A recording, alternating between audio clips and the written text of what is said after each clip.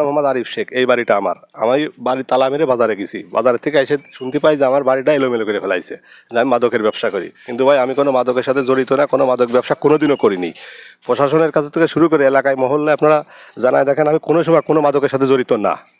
দরকার কয়েকজন লোকের কাছে আপনারা শোনেন।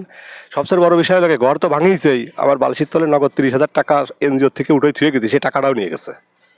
এবং কেউ ছিল না, আমার ঘরে তালা মারা ছিল, আমার গেট ভেঙে তারা ঢুকিছে, ঢুকে এবার ভিতরে ঢুকে বাথরুমের দরজা থেকে শুরু করে যা যা পাইছে সব তছনছ করে থুয়ে গেছে ওই পাশের মহল্লার কিছু লোকজন এসে।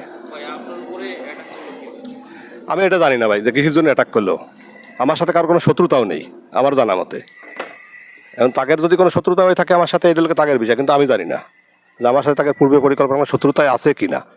তারা মাদকের অভিযান দিয়েছে, কিন্তু কোনো মাদকের বিষয়ে আমার নামে থানায় এনএসআই কোনো জায়গার কোনো রিপোর্ট নেই। আপনারা এটা প্রশাসনের কাছে জিজ্ঞাসা করবেন। এই ধরনের কোনো আলামত কোনো কিছুই নেই আমার কাছে। আমার যে ক্ষতিটা করেছে, এখন মনে করেন যে আমি একটা লোকে লোহা কিনবো, সেই লোহা কেনারও তৈফিক আমার কাছে নেই।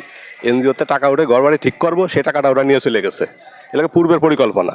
তালা আমার অবস্থায় আমার বাড়ির ভিতরে ঢুকিছে। এখন আমি যে গেটমেট ঠিক করবো কীভাবে? তাই আমি যে ক্ষতিগ্রস্ত হয়েছি ভাই, আমার তো কোনো দোষ নেই।